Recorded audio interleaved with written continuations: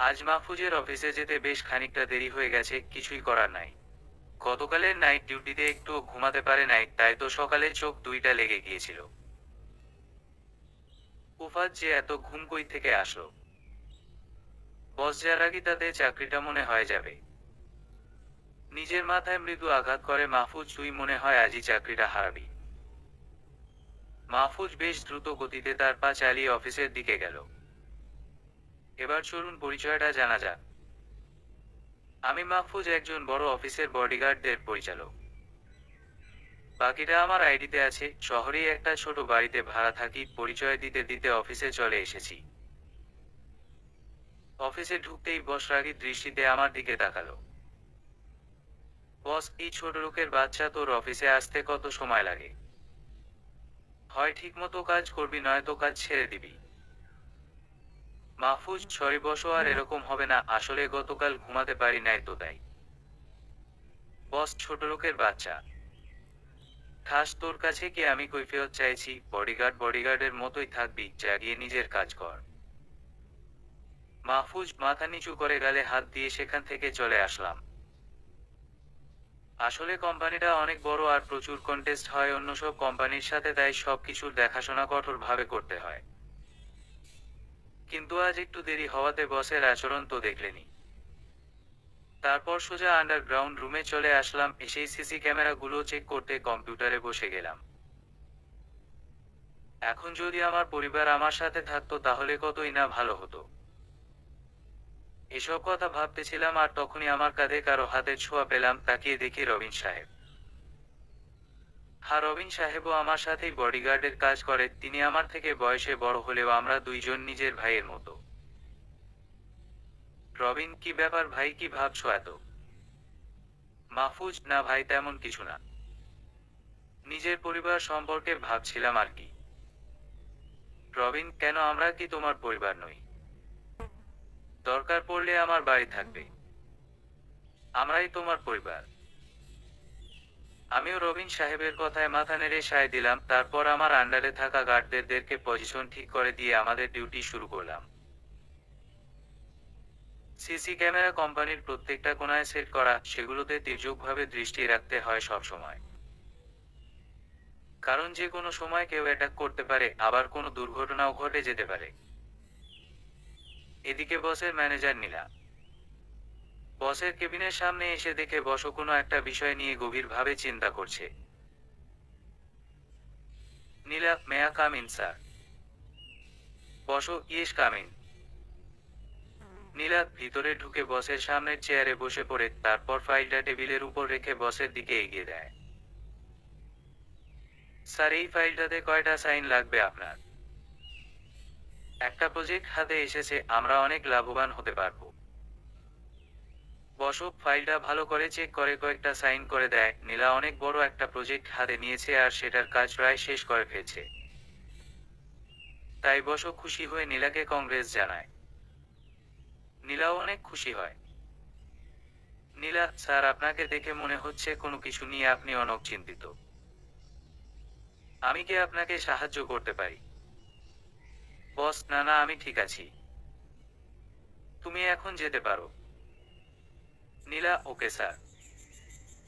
নীলা খুশি মনে বসের কেবিন থেকে বেরিয়ে যায়। নীলা আমার খুব ভালো একজন বন্ধু, অনেক ভালো মেয়ে, সবার সাথেই মিশুক।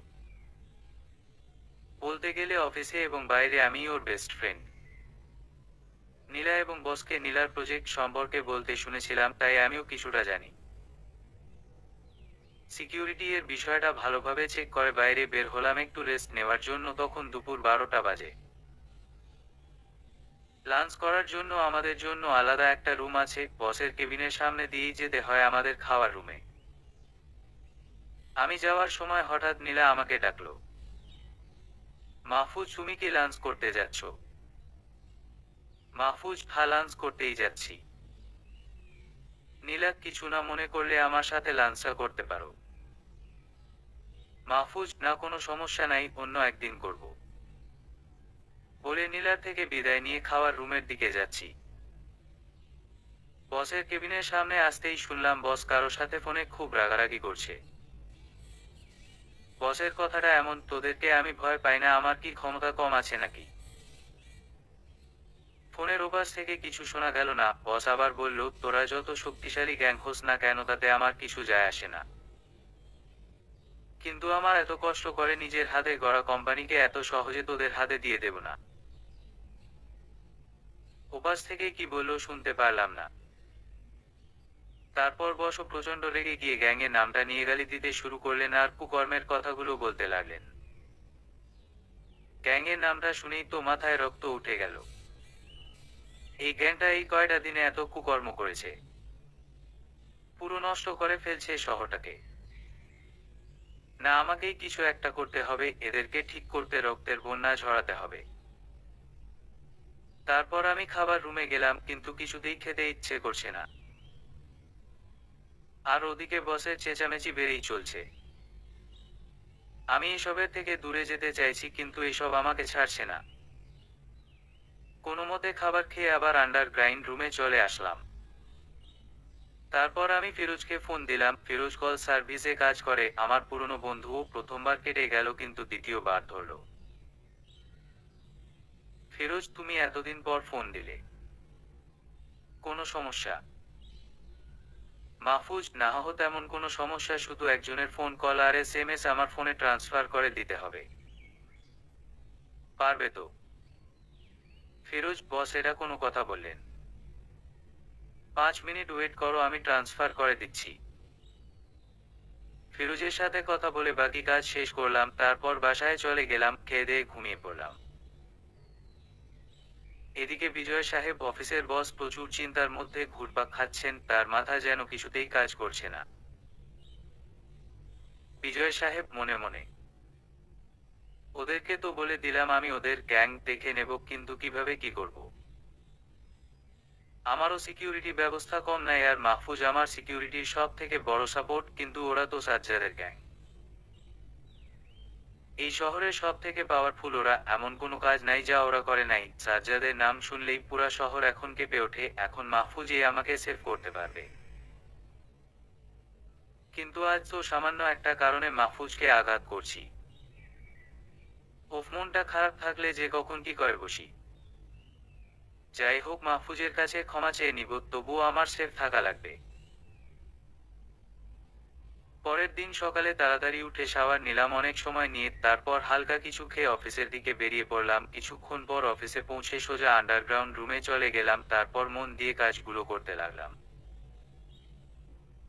হঠাৎই আমার ফোনে একটা কল আসলো। স্ক্রিনে তাকিয়ে দেখি অপরিচিত নাম্বার। আমার ফোনে তো অপরিচিত কারোর ফোন দেওয়ার কথা নয়। তখনই মনে পড়লো আমার ফোন তো বসের ফোনের সাথে কানেক্ট করা। এসব ভাবতেই ফোনটা রিসিভ হয়ে গেল।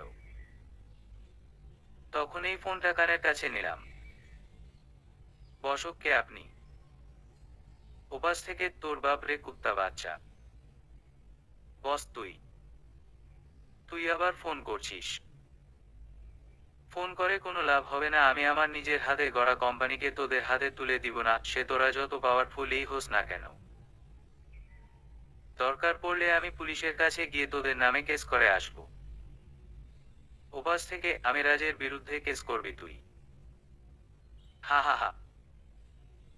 তোর মতো পিঁপড়ার বাচ্চা কি করবি? আমার পুলিশেরও বাপ আমি। বস, সেটা দেখাই যাবে কে কার বাপ। ওপাশ থেকে, আমি এই রাজকে এখনো চিনোস নাই তুই? ভালোই ভালোই দিয়ে না দিলে তোর কোম্পানিটাও মাইনের বিস্ফোরণে উড়ে যাবে। হা হা হা।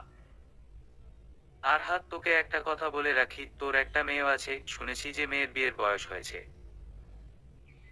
তো দেখে রাখিস, তোর এইসবের জন্য তোর মেয়ে যেন শাস্তি না পায়। তোকে 2 দিনের সময় দিলাম, ভেবে দেখ, বলেই বসের মুখের উপর ফোনটা রেখে দিল। এখন বিজয় সাহেবের নিজের থেকে মেয়ের জন্য বেশি চিন্তা হচ্ছে।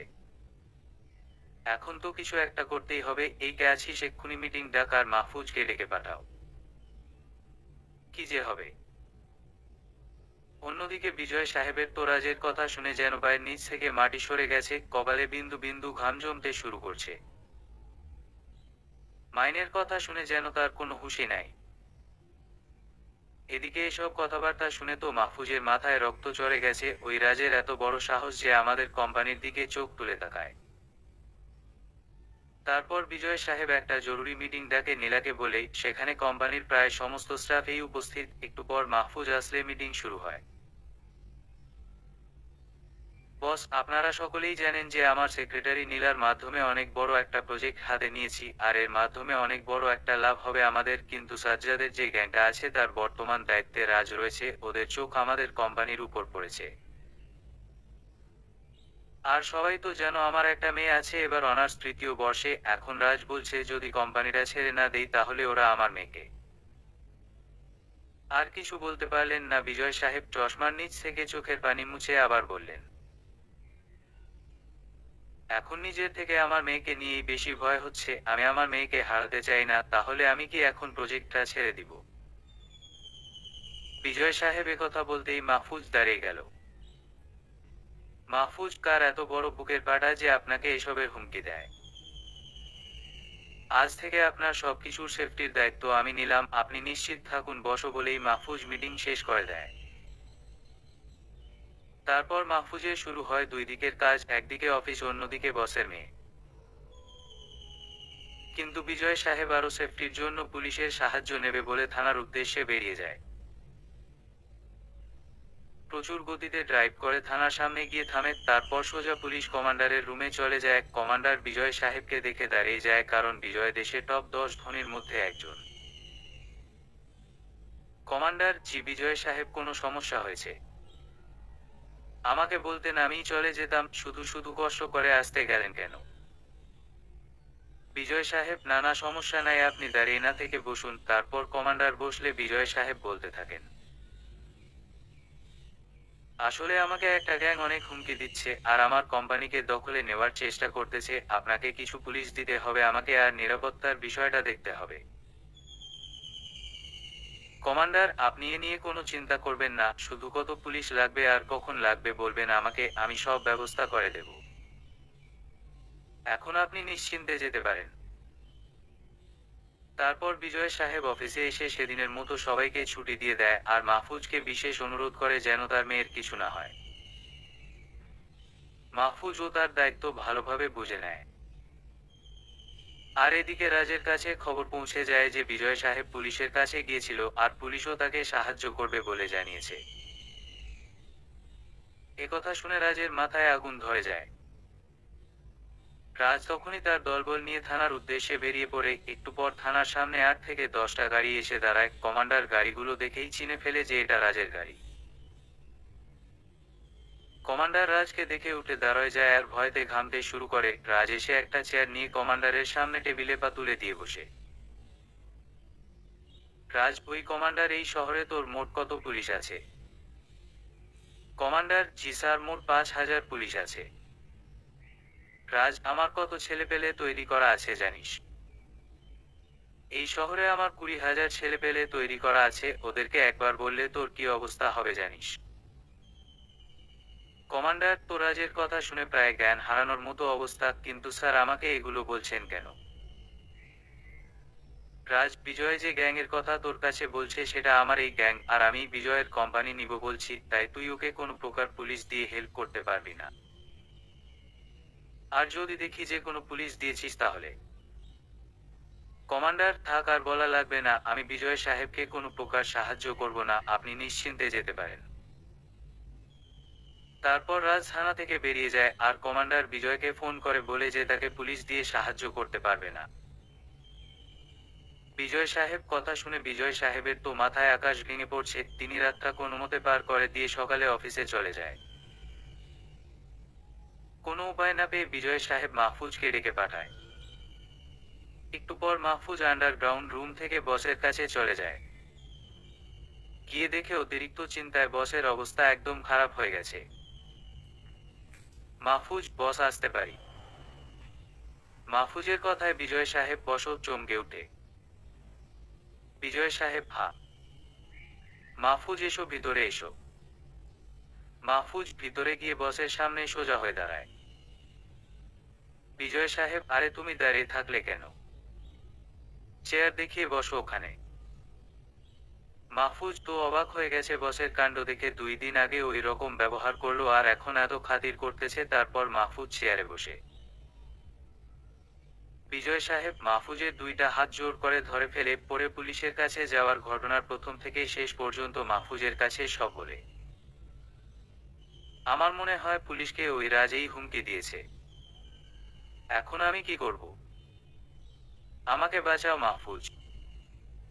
মাহফুজ বস, আপনি চিন্তা করবেন না, আমি সব দেখতেছি আর আপনার সিকিউরিটি আরো বাড়িয়ে দিচ্ছি।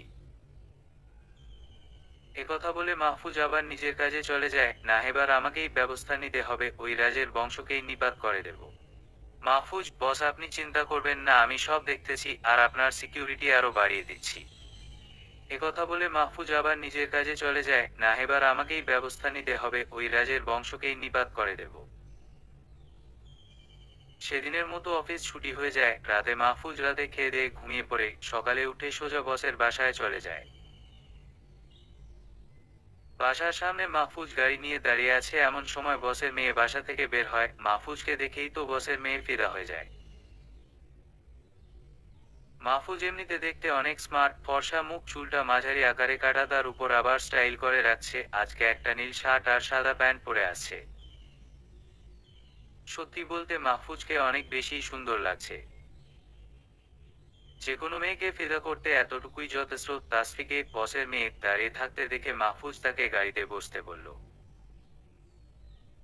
মাহফুজ, ম্যাডাম দাঁড়িয়ে আছেন কেন?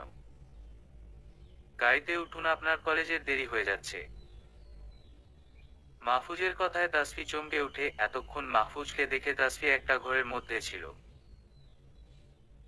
একবার দেখাতেই মাহফুজকে ভালো লেগে যায় তাসফির। তারপর তাসফি গিয়ে গাড়িতে বসে।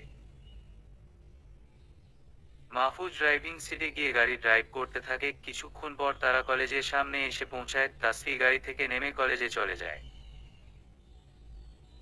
মাহফুজ তাসফিকে নামিয়ে দিয়ে গাড়ির দিকে যেতে লাগলাম, হঠাৎ কয়েকটা ছেলে এসে আমাকে ঘিরে ধরলো আর আমাকে ধরে নিয়ে যেতে লাগলো।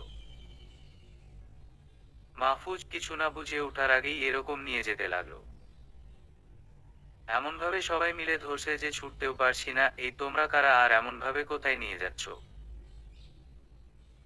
ছেলেগুলো, এই একদম চুপ করে থাকবি, না হলে এখন তোর মাথাটা শরীর থেকে আলাদা হয়ে যাবে। মাহফুজ ভয় চুপ করে থাকলাম আর তাদের সাথে যেতে লাগলাম। ছেলেগুলো আমাকে রাজের কাছে নিয়ে গেল। আর এ শহরে এমন কেউ নাই যে রাজকে চিনে না। আর আমিও তার ব্যতিক্রম নই। রাজ আমাকে দেখে, এই কুত্তার বাচ্চা, তোর তো দেখছি তোর বসের উপর খুব মায়া, এবার তোর বসকে বাদ দিয়ে তার মেয়ের উপর নজরদারি করতেছিস। যেখানে আমি তোর বসের মেয়ের দিকে নজর দিয়েছি সেখানে তুই নাক গলাতে গেলি। তোর তো দেখছি খুব দরদ।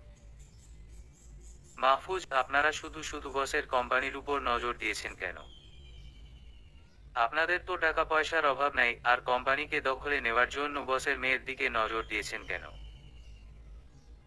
রাজ এবার রেগে গিয়ে, ওই ছোট লোকের বাচ্চা, তোর সাহস হয় কি করে আমার কথার উপর কথা বলার, আর আমি কি করব কি না করব সেটা কি তেরো কাছ থেকে শিখতে হবে? এটা বলেই রাজ মাহফুজের বুক বরাবর সোজা একটা লাথি মারে আর মাহফুজ ছুটে গিয়ে কয়েক হাত দূরে গিয়ে পড়ে। এত জোরে লাথি মারছে যে মাহফুজের মনে হচ্ছে এখনই যেন দম বেরিয়ে যাবে। রাজ, এই তোরাকে আছিস, ওই কুত্তাটাকে এমনভাবে মারবি যেন বাঁচতে না পারে বলে ভিতরে চলে যায়। মাহফুজ সাথে সাথে রাজের অনেকগুলা ছেলে এসে আমাকে এলোপাথারি মারতে থাকে। একসময় আর ব্যথা সহ্য না করতে পেরে অজ্ঞান হয়ে যায়। রাজের ছেলেরা তখনও মারতে থাকতে একটু পর তারা খেয়াল করে যে মাহফুজের শরীর আর নড়াচড়া করছে না। একজন নাকের কাছে হাত দিয়ে দেখে যে নিঃশ্বাসও নিচ্ছে না। তারপর ছেলেগুলো মাহফুজকে গাড়ি করে রাস্তায় ফেলে দিয়ে আসে। মাহফুজের নিথর দেহ রাস্তায় পড়ে আছে, কিন্তু কেউ সাহায্যের জন্য এগিয়ে আসছে না। সেই পথ দিয়েই মাহফুজের এক বন্ধু যাচ্ছিল। মাহফুজকে এই অবস্থায় দেখে তাড়াতাড়ি হাসপাতালে নিয়ে যায়, তারপর ইমার্জেন্সি রুমে নিয়ে যাওয়া হয়। ওদিকে বিজয় সাহেব এদিক ওদিক পাইচারি করছে, কারণ মাহফুজের কলেজ থেকে আসতে এত দেরি হওয়ার কথা নয়, আবার কোনো বিপদ হলো না তো। বসত তখনই মাহফুজের নাম্বারে ফোন করে। মাহফুজের ফোনটা তখন তাহসিন, মাহফুজের বন্ধু, এর কাছে ছিল। ফোনের স্ক্রিনে বসের নাম ভেসে ওঠে। তাহসিন তখন ফোন রিসিভ করতেই, বস, মাহফুজ, তুমি কোথায়? সেই কখন বেরিয়েছো, এখনো আসলে না? তাসিন প্রথম থেকে শেষ পর্যন্ত বলে। মাহফুজের অবস্থা অনেক খারাপ আর ওকে হাসপাতালে ভর্তি করানো হয়েছে। তারপর বিজয় সাহেব ঠিকানা নিয়ে হাসপাতালের উদ্দেশ্যে বেরিয়ে পড়ে। কিছুক্ষণ পর হাসপাতালে এসে পৌঁছায়। বিজয় সাহেব মাহফুজের চিকিৎসার সব রকমের ব্যবস্থা করেন। এভাবেই 3 দিন কেটে যায় হাসপাতালে। 4 দিনের মাথায় মাহফুজের জ্ঞান ফিরে আসে। মাহফুজ, আমার জ্ঞান ফেরার পর চোখ খুলে দেখি বসো আর তাসফি আমার পাশে বসে আছে। আমি চারিদিকে চোখ বুলিয়ে দেখতে লাগলাম যে কোথায় আছি। বস মনে হয় বিষয়টা বুঝতে পেরেছে। বস, তুমি এখন হাসপাতালে আছো, কোনো সমস্যা নাই, এখন তুমি সম্পূর্ণ নিরাপদ। মাহফুজ, আমাকে এখানে কে নিয়ে আসলো? বস, তোমার এক বন্ধুই তোমাকে এখানে নিয়ে এসেছে, তার সাথে আরো কয়েকজন আছে। তারা দরজার সামনে দাঁড়িয়ে আছে। মাহফুজ, আমি দরজার সামনে তাকাতেই যা দেখলাম তার জন্য মোটেও প্রস্তুত ছিলাম না। দেখলাম মাফিয়ার একজন অনেক বড় লিডার সিফাত ভাই দরজার সামনে দাঁড়িয়ে কার সাথে জানি গল্প করতেছে, আর পুরো হাসপাতাল মাফিয়ার ছেলেপেলে দিয়ে ভরা। আমার জ্ঞান ফিরছে দেখে সিফাত ভাই আমার কাছে আসলো। সিফাত ভাইয়ের পিছনে দেখি তাহসিন ও রুমের ভিতর ঢুকলো। তাহসিনকে দেখে তো আমি অবাক, হঠাৎই তাহসিন কই থেকে আসলো? সিফাত, মাহফুজ ভাই, এখন আপনার কেমন লাগছে? মাহফুজ, হ্যাঁ ভাই, অনেক ভালো আছি, আপনি হঠাৎ এইখানে? সিফাত, হ্যাঁ ভাই, শুনলাম আপনি হাসপাতালে অ্যাডমিট হয়েছেন, তাই দেখতে চলে আসলাম। তারপর সিফাত চোখের ইশারা দিয়ে বসো আর তাসফিকে পাঠিয়ে দিতে বলল। মাহফুজ, বসো, আপনি এখন যেতে পারেন, আমি ভালো আছি, আমার বন্ধুরা এইখানে আছে, আমার কোনো সমস্যা হবে না। কিন্তু বস কিছুতেই যাবে না আমাকে এভাবে রেখে। তারপর অনেক কষ্ট করে বুঝিয়ে তাদেরকে বাসায় পাঠিয়ে দিলাম। বস আর তাসফি হাসপাতাল থেকে চলে গেলে সিফাত ভাই আমার কাছে চেয়ার টেনে নিয়ে বসলো। সিফাত, মাহফুজ ভাই একবার শুধু বলেন আপনার এরকম অবস্থা কে করছে?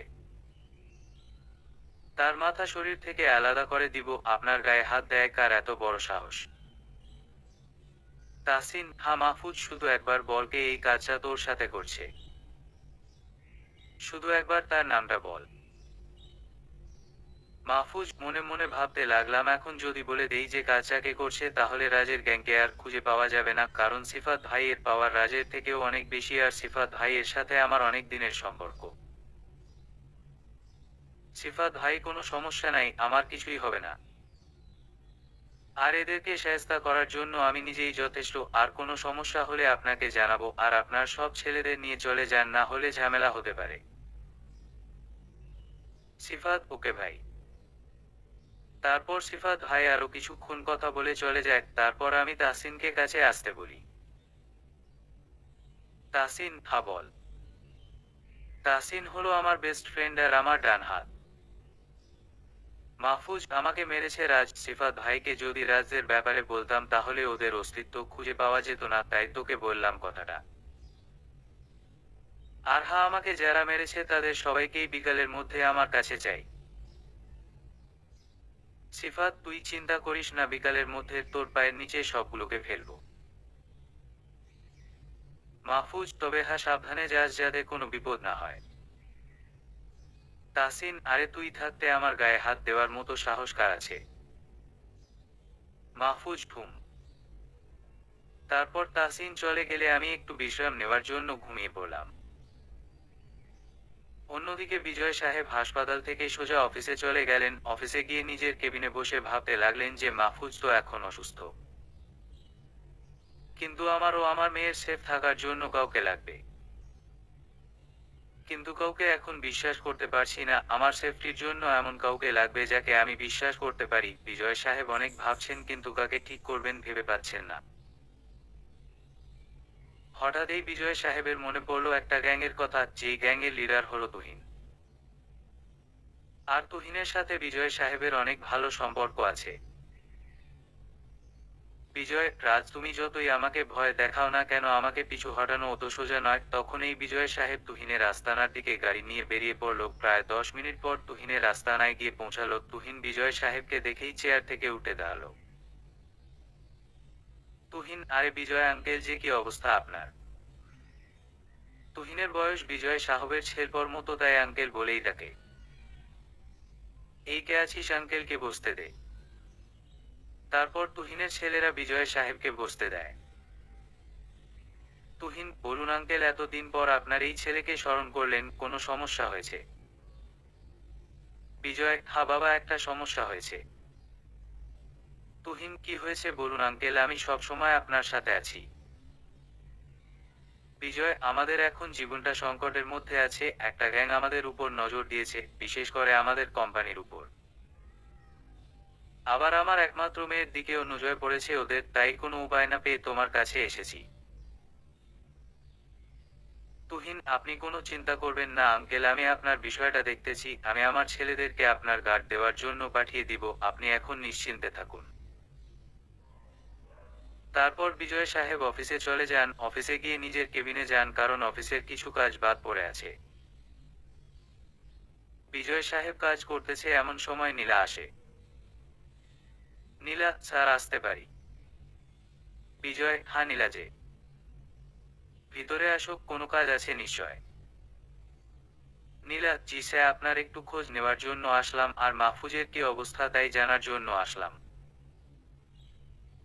বিজয়: হ্যাঁ আমি এখন ভালো আছি, আর মাহফুজ হাসপাতালে আছে, তুমি চাইলে দেখা করতে যেতে পারো। নীলা: ধন্যবাদ স্যার। তারপর নীলা বসের কেবিন থেকে বের হয়ে নিজের কাজে চলে যায়, আর ভাবে যে কাল সকালে মাহফুজের সাথে দেখা করতে যাবে। বিকাল বেলার দিকে মাহফুজের ঘুম ভাঙে, তখন নার্স এসে চেক করে যায়। নার্স যাওয়ার পরে মাহফুজ উঠে বসে, কারণ আর শুয়ে থাকতে ভালো লাগছে না। তখনই কেবিনে তাহসিন ঢুকলো আর মাহফুজের কাছে এসে দাঁড়ালো। তাহসিন: মাহফুজ, ওদের পাঁচটাকে ধরে নিয়ে আসছি, আর আমাদের গোডাউনে আটকায় রাখছি, প্রথমে তো কেউ বলতেই চাইছিল না। পরে উপায় না পেয়ে ওদের মাথায় গুলি ঠেকাতেই স্বীকার করলো। মাহফুজ: তোর কোনো সমস্যা হয়নি তো? তাহসিন: আরে না, সমস্যা হবে কেন? আমরা একসাথে 20 জন গিয়েছিলাম, আর তুই থাকতে কারোর এই ক্ষমতা নাই আমাকে টাচ করার। মাহফুজ: ঠিক সাথে ভালো কাজ করছিস, এখন থেকে ওদেরকে জামাই আদরে রাখো, আমি সুস্থ হওয়ার পর ওদের ব্যবস্থা নিব। তুই এখন নিলয় আর হাবিবকে রাজের ছেলেদের সাথে মিশে যেতে বলবি, যেন কেউ ঠিক না পায়। তারপর ওদের কাজ হলো রাজ কখন কি করে সব আমাকে জানানো। নিলয় আর হাবিব হলো মাহফুজের ইনফরমার। তারপর তাহসিন মাহফুজের খাবার দিয়ে বিদায় নিয়ে গোডাউনে চলে যায়। মাহফুজ বসে খেতে থাকে, কারণ খাওয়ার পরে ঔষধ খেতে হবে। এমন সময় তাসফি মাহফুজের কেবিনে ঢুকলো। তাসফিকে দেখে তো মাহফুজ অনেক অবাক হলো, একটু উঠে বসার চেষ্টা করলো, কিন্তু শরীরের ব্যথা সম্ভব হলো না। তাসফি: আপনি কি করছেন? আমাকে দেখে বসতে হবে না, আর আপনার শরীর এখনো ভালো হয়নি, আপনি শুয়ে থাকুন। মাহফুজ: তারপর আর কি? তাসফির কথায় শুয়ে থাকলাম। তারপর তাসফি আমার কাছে চেয়ার টেনে নিয়ে বসলো। তাসফি: আপনার শরীর এখন কেমন লাগছে? মাহফুজ: হ্যাঁ, এখন অনেকটা ভালো লাগছে, আপনার শরীর কেমন আছে? তাসফি অনেকটা রেগে গিয়ে: আমাকে আপনি করে বলছেন কেন? আমি কি আপনার সিনিয়র নাকি? মাহফুজ: না মানে? তাসফি: মানে টানে কিছু জানি না, আমাকে এখন থেকে তুমি করে বলবেন তাই জানি। মাহফুজ তাসফির হঠাৎ এমন রেগে যাওয়াতে ভয় পেয়ে যায়। আচ্ছা, এখন থেকে তুমি করেই বলবো। তাসফি: হুমম, তুমি করেই বলতে হবে। আর শুনুন, আমি আপনাকে একটা কথা বলতে এসেছি, আমি ঘুরিয়ে পেঁচিয়ে কোনো কথা বলতে পারি না, তাই সোজাসুজি বলে দিচ্ছি। তারপর তাসফি আমাকে যা বলল সেটা শুনে পুরোই অবাক হয়ে গেলাম। হ্যাঁ বলবো নাকি না বলবো কিছুই বুঝতে পারছি না। তাসফি: আমি ঘুরিয়ে পেঁচিয়ে কোনো কথা বলতে পারি না, তাই সোজাসুজি বলে দিচ্ছি। আপনি প্রথম যেদিন আমাকে কলেজে নেওয়ার জন্য আমাদের বাসায় গিয়েছিলেন, সেদিনই আপনাকে প্রথম দেখে আপনাকে ভালো লেগে যায়, জীবনে কাউকে ভালোবাসলাম। আমি আপনাকে ভালোবেসে ফেলেছি, আমাকে কি আপনার পছন্দ হয়? মাহফুজ তো তাসফির কথায় কি বলবে ভেবে পাচ্ছে না, একদম চুপ হয়ে আছে। মাহফুজের চুপ থাকা দেখে তাসফি আবার বলে উঠল: আপনি চুপ করে আছেন কেন? আমাকে আপনার ভালো লাগে নাকি তাই বলুন। মাহফুজ, দেখো তাসফি, সেটা কিভাবে সম্ভব? আমার মতো একজন বডিগার্ডকে তুমি ভালোবাসো, তোমার বাবা জানলে তো আমাকে চাকরি থেকে বের করে দিবে। তাছাড়া আমার আসল পরিচয় তুমি জানো না, আমার আসল পরিচয় জানলে তুমি আমাকে ঘৃণা করতে। তাসফি, আমি কিছু শুনতে চাই না, ব্যাস। আপনি সুস্থ হওয়া পর্যন্ত ভাবার সময় দিলাম, তারপর আপনার সিদ্ধান্ত জানাবেন বলে তাসফি চলে গেল। মাহফুজ, আমি তো তাসফির চলে যাওয়ার দিকে অবাক হয়ে তাকিয়ে থাকলাম। কি জল্লাদ মেয়ে রে বাবা, মেয়েটা বলে কি? আর তাসফি তো জানে না যে আমি খারাপ কাজ করি, তবে তাসফিকে দেখতে কিন্তু একদম হুড়পড়ির মতো। সত্যি বলতে গেলে আমি ওকে ভালোবেসে ফেলেছি।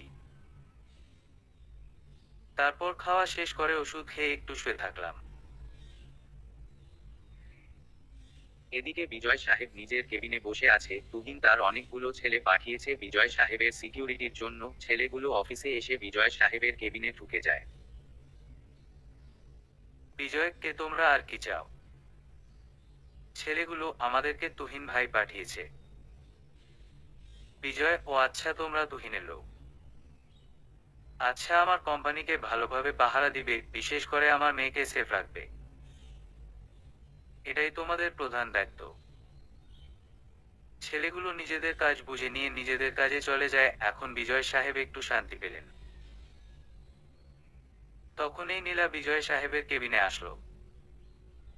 নীলা: স্যার কেমন আছেন? বিজয়: এই তো ভালো আছি, তোমার কি অবস্থা? নীলা: আমিও ভালো আছি স্যার। আরেকটা কথা স্যার, আমি একটু মাহফুজের সাথে দেখা করতে যেতে চাচ্ছি, যদি আপনি অনুমতি দেন।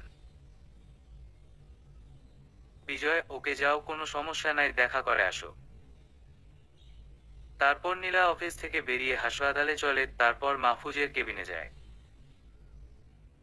মাহফুজ: ওহ নীলা, কেমন আছো তুমি? নীলা: এই তো ভালো আছি, তোমার শরীর এখন কেমন? মাহফুজ: হ্যাঁ, আমিও এখন ভালো আছি। এভাবেই কিছুক্ষণ কথা বলে নীলা আবার অফিসে চলে যায়। মাহফুজের এখন বেশ ভালো লাগছে। দুপুরে ডক্টর এসে মাহফুজকে চেক করে রিলিজ করে দেয়। তারপর তাহসিন এসে মাহফুজকে বাসায় নিয়ে যায়। মাহফুজ: কিরে তাহসিন, মাল কয়টার কি অবস্থা?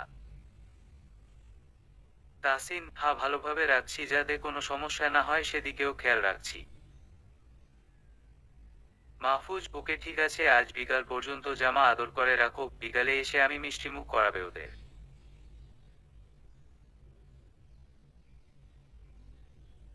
তাহসিন: ওকে, তুই এখন ফ্রেশ হয়ে বিশ্রাম নে, এখন পরে গোডাউনে আসবি বলে তাহসিন চলে যায়। আমিও কাপড়গুলো খুলে ওয়াশরুমে শাওয়ার নিতে চলে গেলাম। এতদিন হাসপাতালে শুয়ে থেকে শরীরে জং ধরে গেছে। অনেকক্ষণ ধরে শাওয়ার নিলাম, তারপর ওয়াশরুম থেকে বের হয়ে কিছু খেয়ে নিলাম। এভাবেই দেখতে দেখতে বিকাল হয়ে গেল। তখন গোডাউনের উদ্দেশ্যে বেরিয়ে পড়লাম। একটু পর গোডাউনে পৌঁছে গেলাম। গিয়ে দেখি রাজের 5-6 ছেলেকেই তাহসিন শিকল দিয়ে বেঁধে রাখছে। আমি ওদের কাছে যেতেই ওদের মধ্য থেকে একজন বলে উঠল: ওই তোকে না আমরা মেরে রাস্তায় ফেলে দিয়ে আসলাম, তাহলে বেঁচে গেলি কেমন করে? মাহফুজ: কুত্তার বাচ্চা, বাপ কি কখনো মরে নাকি? আমি মারা গেলে তোদের শরীর থেকে জানটা আলাদা করবে কে? বলেই সজোরে বুকের মধ্যে একটা লাথি মারলাম।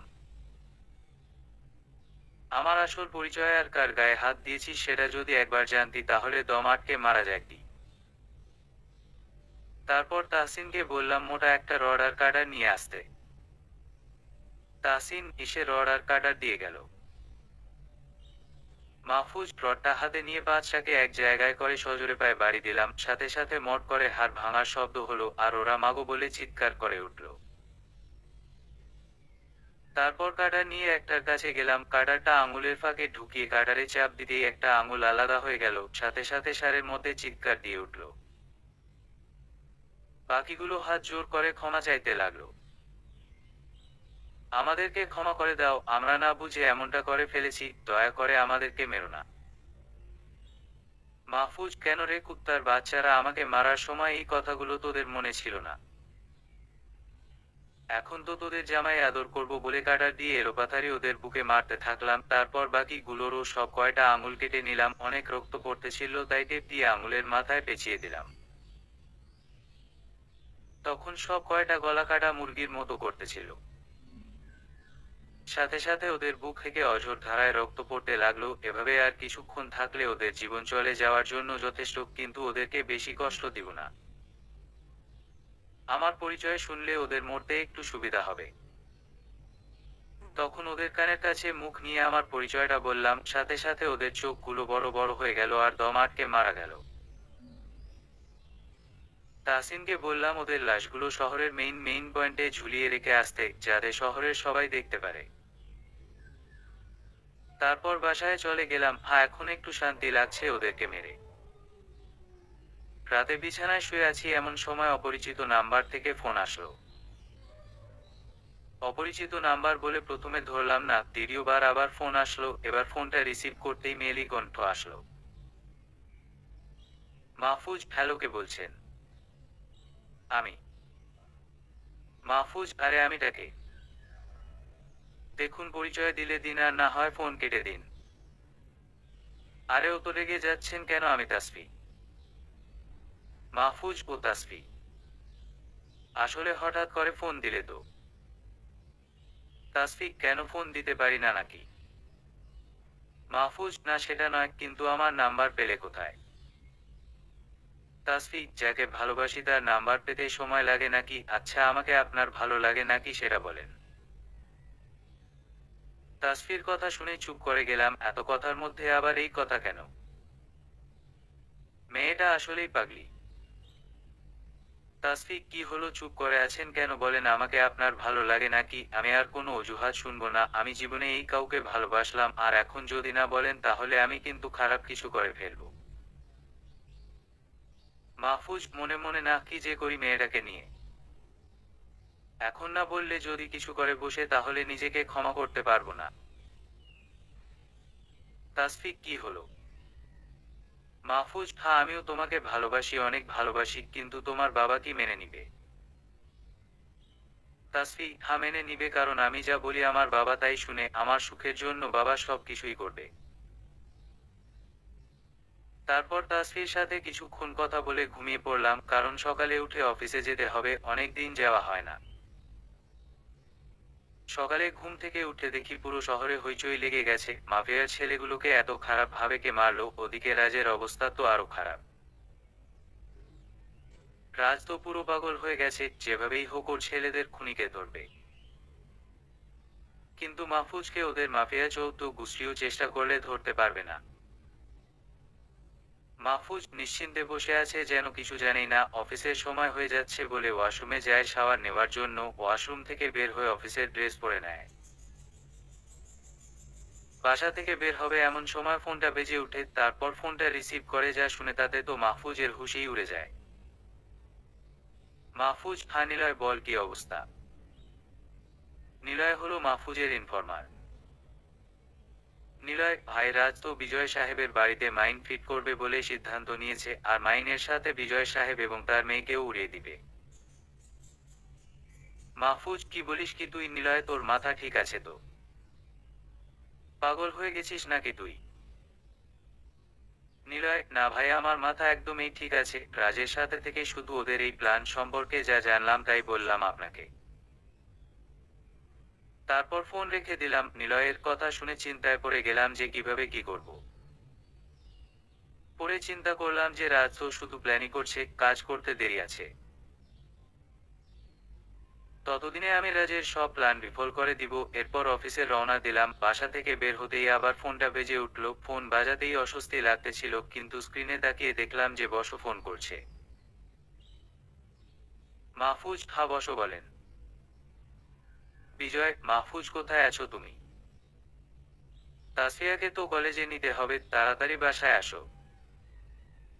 মাহফুজ মনে মনে, ওহো, আমার তো সেই কথা মনেই নাই। নিলয়ের কথায় তো ভুলেই গিয়েছিলাম। তারপর বসের বাসার দিকে রওনা দিলাম।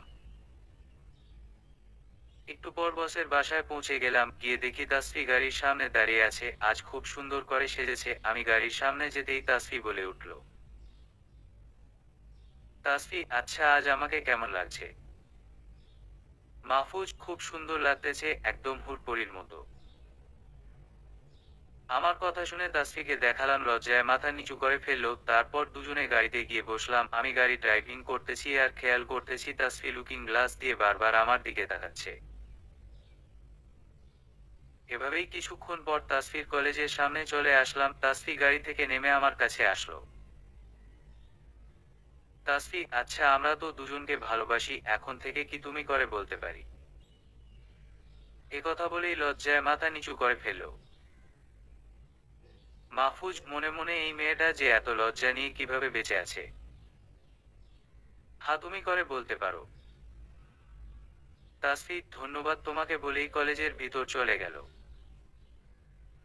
তারপর আমি অফিসের দিকে যেতে লাগলাম। কিছুক্ষণ পর অফিসে পৌঁছে গেলাম, কিন্তু গেটের সামনে যেতেই একটু অবাক হলাম, কারণ গেটে যারা পাহারা দিচ্ছে সবারই নতুন মুখ। মাহফুজ কিছুই বুঝতে পারলো না যে ব্যাপারটা কি, সোজা নিজের কাজে আন্ডারগ্রাউন্ড রুমে চলে গেল। ওদিকে রাজ তার ছেলেদের সাথে বসে আছে। এমন সময় রাজের ইনফর্মার এসে রাজের সামনে দাঁড়ালো। রাজ, কিরে কোনো নতুন খবর পেলি না? ছেলেটি, হা বসো, একেবারে তাজা খবর। বিজয় সাহেব তুহিনের কাছে গিয়েছিল কিছু ছেলেকে দেওয়ার জন্য, যাতে করে কোম্পানির সিকিউরিটি গার্ডের বিষয়টা নিশ্চিত করতে পারে। রাজ, ওই ছোট লোকের বাচ্চাকে ওর মেয়ে সহ মাইন দিয়ে উড়িয়ে দিব, ওর বাড়ি আর কোম্পানির কোনো অস্তিত্বও খুঁজে পাবে না। এই শফিক, তুহিনকে ফোন করে আসতে বল। তারপর শফিক ফোন করে তুহিনকে আসতে বলে। শফিক হলো রাজের ডান হাত। ফোন করার একটু পরেই তুহিন চলে আসে রাজের আড্ডায়। তুহিন এসে রাজের সামনে মাথা নিচু করে দাঁড়িয়ে থাকে। রাজ তুহিনকে কন্ট্রোল করে। তুহিন, জি বস বলুন, হঠাৎ জরুরি তলব করলেন যে? রাজ, তুহিন, তুই বলে বিজয় সাহেবের কোম্পানিতে তোর ছেলেদের পাঠিয়েছিস? তুহিন, জি বস, উনি আমাকে ছেলের মতে দেখেন, আমার কাছে এসে বললেন যে একটা গ্যাং ওনাকে হুমকি দিয়েছে, ওনার সেফটি দরকার, তাই আমার ছেলেদেরকে পাঠিয়েছি। রাজ, তুই কি জানিস যে সেই গ্যাংটাকে? সেটা হলো আমার গ্যাং, আর আমার চোখ পড়ছে বিজয়ের কোম্পানির দিকে। তুহিন, জি বস, আমি জানতাম না যে এটা আপনার গ্যাং, আমি এখনই আমার ছেলেদেরকে ফিরিয়ে আনতেছি। তখন তুহিন তার ছেলেদেরকে ফিরে আসতে বলে। এদিকে বিজয় সাহেব নিজের কেবিনে বসে কাজ করতেছে। একটা বড় প্রজেক্ট তার হাতে আসাতে গভীর মনোযোগ দিয়ে কাজ করতেছে। এমন সময় তুহিনের ছেলেরা বিজয় সাহেবের কেবিনে আসে। ছেলেগুলোর মধ্যে থেকে একজন বলে ওঠে, বিজয় সাহেব, আমাদের বসও আমাদেরকে এখনই ফিরে যেতে বলেছেন আর পাহারা দিতে নিষেধ করেছেন, তাই আমরা চলে যাচ্ছি। বিজয় সাহেব কাজ করতেছিলেন। ছেলেটার কথায় বিজয় সাহেব চমকে উঠলেন। বিজয়, পাহারা দিতে নিষেধ করছে মানে? কি বলছো তোমরা? মাথা ঠিক আছে তো তোমাদের? ছেলেটা, এত কথা শোনার সময় আমাদের কাছে নাই, আমাদের কাছে অর্ডার আসছে চলে যাওয়ার জন্য, তাই দেরি করা সম্ভব না। আপনি দরকার হলে বসের সাথে কথা বলেন বলেই ছেলেগুলো চলে যায়। বিজয় তো অনেক অবাক হয়েছে ছেলেগুলোর কথা শুনে, কিন্তু তুহিন হঠাৎ এমন করলো কেন? বিজয় সাহেব যেন কিছুতেই মিলাতে পারছে না তুহিনের ব্যবহার। বিজয় সাহেব সাথে সাথে তুহিনকে ফোন দেয়। একবার বাজতেই তুহিন ফোন উঠায়। বিজয়, তুহিন, তুমি বলে তোমার ছেলেদের ফিরিয়ে নিয়েছো? তুহিন, হ্যাঁ আঙ্কেল, এছাড়া আর কোনো উপায় না আমার কাছে, আমাকে উপর থেকে এর কারণে চাপ দেওয়া হচ্ছে, তাই আমি পারবো না, আমাকে মাফ করে দিন। বলেই ফোনটা কেটে দিল। বিজয় তো তুহিনের কথা শুনে ভেঙে পড়ছে। তুহিন ছিল নিজের ছেলের মতো। বিজয় সাহেব টেবিলের উপর মাথা রেখে ভাবতে লাগলেন কি করা যায়, কারণ কোম্পানির সেফটির জন্যই তুহিনের ছেলেদের আনছিল। বিজয় সাহেব সিদ্ধান্ত নিলেন যে এবার মাহফুজকেই সমস্ত কিছুর দায়িত্ব দিবে, কারণ মাহফুজকে বিজয় সাহেবের মনে ধরে গেছে। মাহফুজ এতদিন ধরে নিজের ছেলের মতো কোম্পানি আর বিজয় সাহেবের পরিবারের দেখাশোনা করছে। মাহফুজ আন্ডারগ্রাউন্ড রুমে বসে সবগুলো সিসি ক্যামেরার দিকে নজর রাখছে। কোম্পানির গুরুত্বপূর্ণ জায়গাগুলোতে সিসি ক্যামেরা লাগানো আছে। এখন শুধু বিজয় সাহেবের বাড়িতে সিসি ক্যামেরাগুলো লাগাতে হবে, যাতে করে বাড়িতে বসেই সব কিছুর উপর নজর রাখা যায়। তারপর বিজয় সাহেবের কাছ থেকে ছুটি নিলাম বাইরে যাব বলে, কিন্তু আসল উদ্দেশ্য হলো তার বাড়িতে সিসি ক্যামেরা লাগানো। কিন্তু হেডের কাছে আসতেই দেখি সেই অচেনা ছেলেগুলো একটাও নাই। মনের মধ্যে তখন একটু খটকা লাগলো। যাই হোক, বসের কাছ থেকে জেনে নিব বিষয়টা। তারপর বিজয় সাহেবের বাড়িতে সিসি ক্যামেরাগুলো লাগিয়ে দিয়ে আসলাম। অফিসে ঢুকনো এমন সময় ফোন এলো, তাকিয়ে দেখি আননোন নাম্বার। ফোন রিসিভ হয়ে গেল, বুঝলাম যে বসের ফোনে ফোন এসেছে। তারপর ফোনটা কানে নিলাম।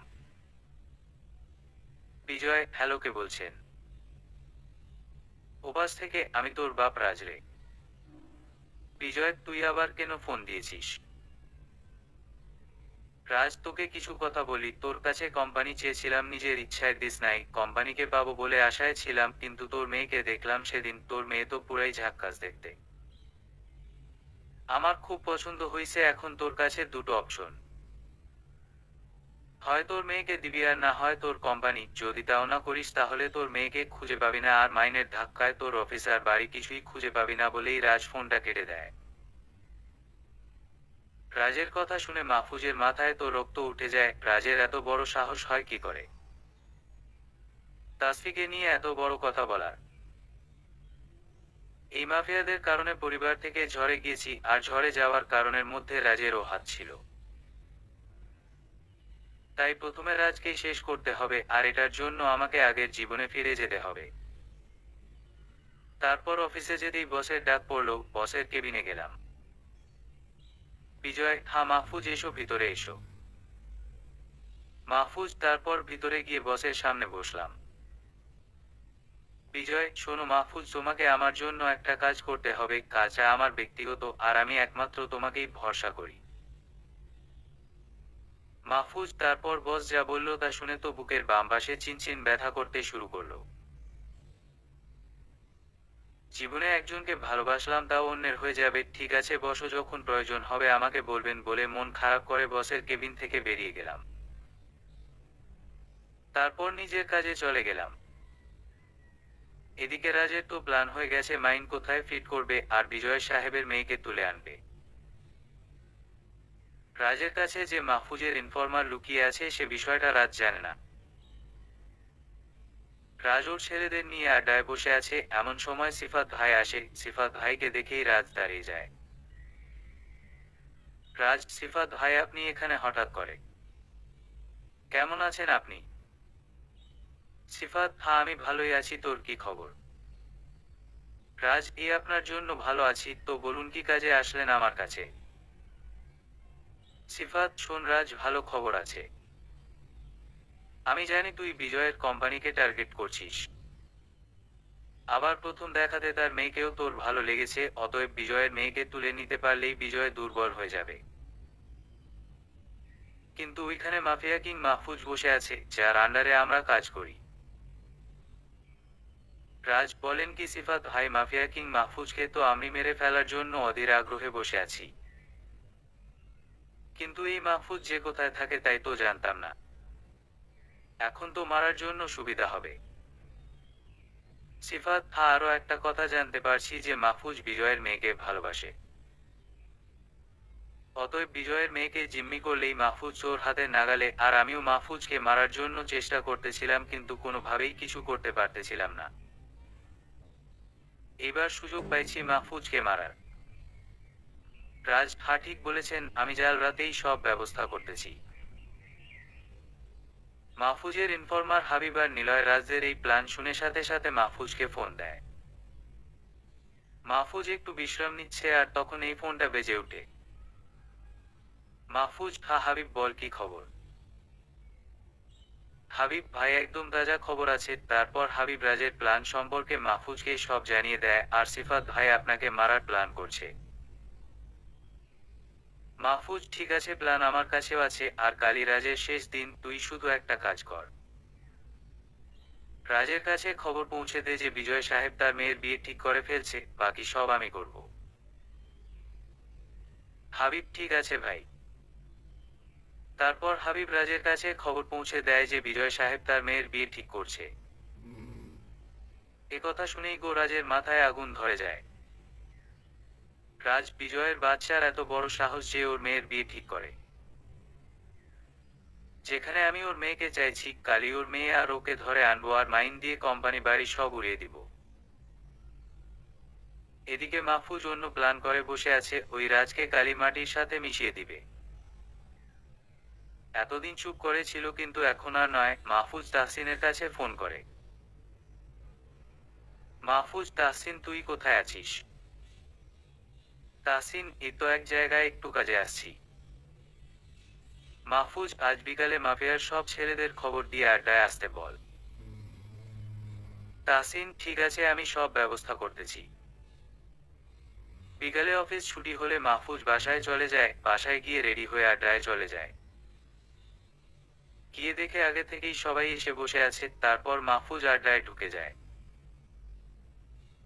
মাহফুজকে দেখে সবাই দাঁড়িয়ে যায়। তারপর মাহফুজ একটি চেয়ারে গিয়ে বসে। তাহসিন, হা বল মাহফুজ, কি জন্য ডেকেছিস? মাহফুজ, শোন, তোরা সবাই রাজ আমাকে মেরে ফেলার জন্য সমস্ত ব্যবস্থা করছে আর টার্গেট করছে বিজয় সাহেব আর তাসফিকে। ওরা জেনে গেছে যে আমি তাসফিকে ভালোবাসি, তাই তাসফিকে দিয়ে আমাকে ধরবে। বিজয় সাহেবকে মাইন দিয়ে উড়িয়ে দেওয়ার ভয় দেখিয়েছে। রাজ মনে হয় আজ রাতেই মাইন লাগাবে বিজয় সাহেবের কোম্পানি আর বাড়ির চারপাশে। তাহসিন, ওরা কিছুই করতে পারবে না, আমরা সবাই আছি। মাহফুজ, আর শোন তাহসিন, তুই আমাদের ছেলেদের দুইটা গ্রুপ কর। একটা গ্রুপ রাজের সব মাইনগুলো ফিউজ করে দিবে আর একটা গ্রুপের কাজ হলো রাজের আড্ডার জায়গার চারপাশে যত আড্ডাখানা আছে সবগুলো চারপাশে মাইন লাগানো। তাহসিন, ওকে, সব কিছু হয়ে যাবে, তুই নিশ্চিন্তে থাক।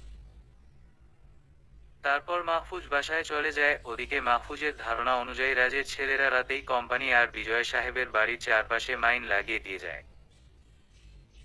মাহফুজও আগে থেকেই সিসি ক্যামেরা লাগিয়ে রাখছিল,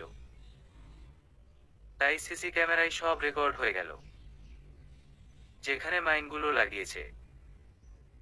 তারপর মাহফুজ সেই ভিডিওটা তাহসিনের কাছে পাঠিয়ে দেয় আর সবগুলো মাইন নষ্ট করে দিতে বলে তারপর ঘুমিয়ে যায়। তাহসিনও কাজে লেগে যায় ছেলেপেলে নিয়ে। রাতের মধ্যে সবকিছু কমপ্লিট করে ফেলে। মাহফুজ সকালে উঠে ফ্রেশ হয়ে অফিসের দিকে রওনা দেয়। অফিসে পৌঁছে মন দিয়ে কাজ করতে থাকে। এভাবেই দুপুর হয়ে যায়। হঠাৎ মাহফুজের কাছে একটা ফোন আসে। মাহফুজ ফোনটা রিসিভ করতেই রাজ বলে ওঠে, রাজ। মাহফুজ, তুই কি ভেবেছিস তোর ইনফরমার দিয়ে আমার সব তথ্য নিয়ে নিবি? সেটা কখনোই সম্ভব নয়, কারণ তোর ইনফরমারকে আমি বন্দি করে ফেলছি। এই নে ওর গলা শোন। তারপর রাজ হাবিব আর নিলয়ের মুখের কাছে ফোনটা ধরে। নিলয় ভাই, আমাদের কিছুই হবে না, আপনি আছেন তো? আমরা জানি আপনি আমাদের বাঁচাবেন বলতেই রাজ ফোনটা নিয়ে নেয়। এদিকে মাহফুজ রাজের মুখ থেকে বিজয় সাহেবের কথা শোনার জন্য বসে আছে। কারণ মাহফুজ জানে যে বিজয় সাহেব আর তাসফিকে রাজ তুলে নিয়ে গেছে।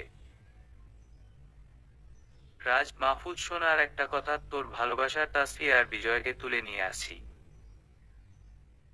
যদি সবাইকে বাঁচাতে চাস তাহলে আজ সন্ধ্যায় আমাদের আড্ডায় চলে আয়, আমি মেসেজে ঠিকানা দিয়ে দিচ্ছি। আর হ্যাঁ, একাই আসবি, কোনো অস্ত্র ছাড়া বলেই ফোনটা কেটে দেয়। মাহফুজ এই সুযোগটার জন্যই অপেক্ষা করতেছিল এত সময় ধরে, কারণ আজই রাজের শেষ করে দিবে। মাহফুজ তখনই তাহসিনকে ফোন দেয়। তাহসিন, হ্যাঁ বল, কি করতে হবে? মাহফুজ, শোন তাহসিন, রাজ আমাকে ওদের আড্ডায় যেতে বলেছে আজ সন্ধ্যায়। আর আমাকে একাই যেতে বলেছে। আমি জানি ওরা আমাকে মেরে ফেলার জন্য ওইখানে সবকিছুই ফাঁদ তৈরি করছে। তুই 3000 ছেলে নিয়ে রাজের আড্ডার চারপাশে সেট হয়ে যা। আর সবাই স্নাইপার নিয়ে যাবি, আমি ইশারা দিলেই শুরু করে দিবি। তাহসিন, আচ্ছা ঠিক আছে, কোনো চিন্তা করিস না, সব হয়ে যাবে, তুই নিশ্চিন্ত চলে যা। তারপর মাহফুজ বাসায় চলে যায়। বাসায় গিয়ে খাটের নিচে থেকে মেশিনটা বের করে। অনেকদিন ধরে মেশিনটা ব্যবহার করা হয় না। তারপর দুই মাথাওয়ালা ছুরিটা বের করে। এতদিন পর আজ ছুরিটা রক্তের স্বাদ পাবে। সন্ধ্যার দিকে মাহফুজ রাজের দেওয়া ঠিকানায় পৌঁছে যায়। আড্ডায় ঢোকার সময় মাহফুজকে চেক করতে থাকে, কিন্তু মাহফুজ মেশিন আর ছুরি এমন ভাবে রাখছে যে রাজপুর ছেলেগুলো চেক করে পেল না। তারপর মাহফুজ আড্ডায় ঢুকে যায়। মাহফুজকে দেখেই রাজের সব ছেলেরা ঘিরে ধরে। মাহফুজ কোনার দিকে চোখ করে দেখে তাসফি আর বিজয় সাহেবকে বেঁধে রাখছে, ওদের পাশেই হাবিব আর নিলয়কে বেঁধে রাখছে, সবারই মুখ বাঁধা। তাসফি আর বিজয় সাহেব তো মাহফুজকে এইখানে দেখে প্রচন্ড অবাক হইছে, মাহফুজের দিকে অবাক দৃষ্টিতে তাকিয়ে আছে। মাহফুজ তাসফির দিকে তাকিয়ে মুচকি একটা হাসি দেয়। ঠিক সেই মুহূর্তে রাজ বেরিয়ে আসে। রাজ এসে একটা হাসি দেয়। রাজ, কিরে শেষ পর্যন্ত আমার ফাঁদে পা দিলি। তোরে তো আজকে জমের বাড়িতে পাঠাবো, তৈরি হয়ে যা। মাহফুজ জোরে হেসে দেয়, তুই শেষ করবি আমাকে? আমি অনেক দিন ধরে স্বাভাবিক জীবনযাপন চেষ্টা করছি, কিন্তু তোর জন্য আজ পর্যন্ত পারলাম না। আজকে কাকে জমের বাড়ি পাঠায়, তাই দেখ আজই তোর জীবনের শেষ দিন। রাজ, তাহলে আগে তোর সামনেই তোর বসের কোম্পানি আর বাড়ি উড়িয়ে দিব বলে ফোনটা বের করে আর ল্যাপটপ অন করে। ল্যাপটপে বিজয় সাহেবের বাড়ি আর কোম্পানির লাইভ ভিডিও প্লে হচ্ছে। রাজ, এবার সব মাইন দিয়ে উড়িয়ে দিব আর সবাই তাকিয়ে দেখবি বলে ফোনের বাটনে চাপ দেয়, কিন্তু মাইন বিস্ফোরণ হয় না। রাজ তো অনেক অবাক হয়েছে, এভাবে সবগুলো মাইনের সুইচ চাপে কিন্তু একটা বিস্ফোরণ হয় না। মাহফুজ এবার মুচকি হেসে বলে, আমি কি তোর মতে এরকম কাঁচা কাজ করি? আমার মাফিয়ার দলে কাজ করিস আর আমাকে শেখাবি কাজ কাকে বলে? তারপর মাহফুজ ফোনটা বের করে রাজের অন্য আড্ডার জায়গাগুলোর লাইভ ভিডিও অন করে। তারপর ওয়ান বলতেই কান ফাটানো আওয়াজে প্রথম আড্ডার জায়গাটা উড়ে যায় মাইনের আওয়াজে। পুরো শহর কেঁপে উঠে মাইনের আওয়াজে। তারপর মাহফুজ চু বলার সাথে সাথে আর একটা মাইন বিস্ফোরণ হয়। এভাবে 6টা মাইন বিস্ফোরণ হয়। মাহফুজ, তোর সবগুলো আড্ডার জায়গা শেষ, এখন তোকে শেষ করব। রাজ, তাই নাকি? তোর সাহস তো মন্দ না, আমার ঘরে এসে আমাকেই হুমকি দিস বলেই রাজ ওর ছেলেদের অর্ডার দেয় মাহফুজকে মারার জন্য। সাথে সাথে রাজের সব ছেলে মাহফুজকে মারার জন্য এগিয়ে আসে। মাহফুজ এবার বাম পায়ের গোড়া থেকে ছুরিটা বের করে একাই ওদের সাথে লড়াই শুরু করে। মাহফুজ একাই 50 জনের মতো ছেলেকে মেরে মাটিতে শুইয়ে দেয়। আবার ছেলেগুলো তেড়ে আসে, মাহফুজ ওদের সাথেও লড়াই করতে থাকে, কিন্তু হঠাৎ করে মাহফুজের পেটের মধ্যে কেউ একজন চাকু ঢুকিয়ে দেয়। মাহফুজ পিছন দিকে তাকিয়ে দেখে সিফাত ভাই তার পেটে চাকু ঢুকিয়ে দিয়ে আসছে। মাহফুজ সিফাত ভাইকে দেখে অবাক হয়ে যায়, যে এতদিন আমার সাথে ছিল সে আজ আমাকে চাকু মারল। মাহফুজ যখন পেট থেকে চাকু বের করে সিফাতের বুকে সজোরে একটা লাথি মারে। সিফাত তাল সামলাতে না পেরে কয়েক হাত দূরে গিয়ে পড়ে, কুত্তা তারা চিহ্ন বাচ্চা, তুই আমাকে মারলি বলে মাটি থেকে উঠে মাহফুজকে আবার মারার জন্য এগিয়ে আসে। আর তখনই তাহসিন মাফিয়ার ছেলেদের অর্ডার দেয় গুলি চালাতে, প্রত্যেকের হাতেই স্নাইপার। সিফাত মাহফুজকে মারার জন্য এগিয়ে আসলে স্নাইপারের গুলি এসে সিফাতের মাথা ছিদ্র করে দেয় আর সিফাত জায়গায় পড়ে যায়। তারপর রাজ মাহফুজকে মারার জন্য আসলে মাহফুজ হাতে থাকা চাকু দিয়ে রাজের পেটে ঢুকিয়ে দেয়, ছুরি দিয়ে আঘাত করতেই থাকে। মাহফুজ, রাজরে তোদের জন্য আমি পরিবার থেকে আলাদা হয়ে আছি, এসব ঝামেলা থেকে দূরে ছিলাম, কিন্তু তোদের জন্য দূরে থাকতে পারলাম না। এদিকে রাজ জমের বাড়ি পৌঁছে গেছে। রাজকে মারছে দেখে রাজের ছেলেরা মাহফুজকে মারার জন্য এগিয়ে আসে, কিন্তু স্নাইপারের আঘাতে সবগুলোর মাথা ছিদ্র হয়ে যায়। এটা দেখে বাকিরা পালানোর জন্য আড্ডার বাইরে দৌড়ে চলে যায়, কিন্তু মাহফুজের ছেলেরা আগে থেকেই আড্ডার চারপাশ ঘেরাও করে ফেলছে, বাকিদেরও মাথার খুলি ছিদ্র হয়ে যায়। তাহসিন দৌড়ে এসে সবার হাত পায়ের বাঁধন খুলে দেয়। এগিয়ে মাহফুজের যেন দুনিয়াদারি অন্ধকার হয়ে যাচ্ছে, আর কিছুক্ষণ পর হয়তো সে পরকালের বাসিন্দা হয়ে যাবে। মাহফুজ আস্তে আস্তে মাটিতে লুটিয়ে পড়ে। মাহফুজের এই অবস্থা দেখে সবাই মাহফুজের কাছে দৌড়ে যায়। তাসফি তো কেঁদে চলেছে। তাসিন খেয়াল করে দেখে মাহফুজের পুরো শরীর রক্তে লাল হয়ে গেছে, পেটের মাঝখানে চাকুর আঘাতে অনেক বড় ক্ষত হয়ে গেছে। সেখান থেকে অঝরে রক্ত পড়ছে।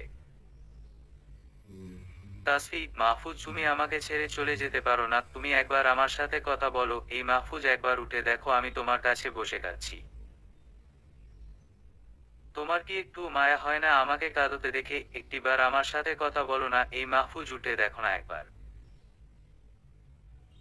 কিন্তু মাহফুজের কোনো সাড়া শব্দ নাই। মাহফুজের নিথর দেহ মাটিতে পড়ে আছে, পুরো ফ্লোর রক্তে লাল হয়ে গেছে। মাহফুজের ছেলেরাও সমানে কেঁদে যাচ্ছে। তাসিন, এই মাহফুজ উঠো না একবার। দেখ আমি তাসিন, তোর প্রাণের বন্ধু, তুই তো আমার প্রাণের ভাই, একবার কি আমার সাথে কথা বলবি না? কিন্তু তবুও মাহফুজের কোনো সাড়া নাই। এবার তাসিন মাহফুজের বুকের সাথে কান লাগিয়ে দেয় মাহফুজ শ্বাস নিচ্ছে কিনা দেখার জন্য। বুকের সাথে কান লাগানোর পরেই তাসিন ছিটকে কয়েক হাত দূরে সরে যায়। তাসিন, এই মাহফুজ, তুই শ্বাস নিচ্ছিস না কেন? তুই মারা গেলে আমি কাকে নিয়ে বাঁচব?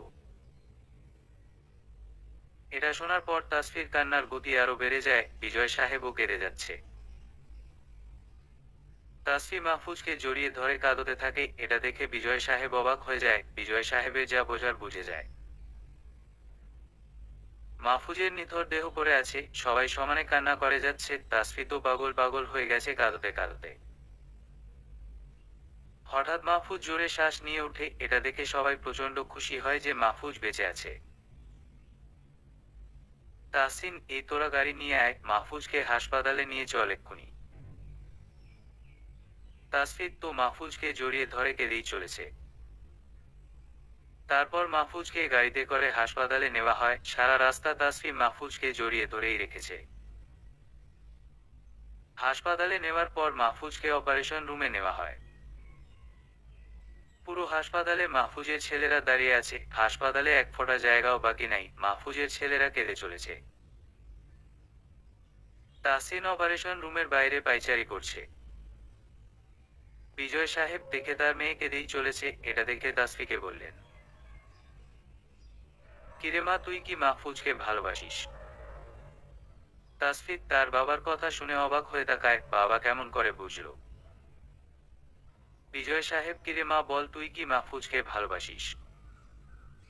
তাসফি এবার আর সামলাতে পারলো না নিজেকে, বাবাকে জড়িয়ে ধরে হু হু করে কেঁদে দিল।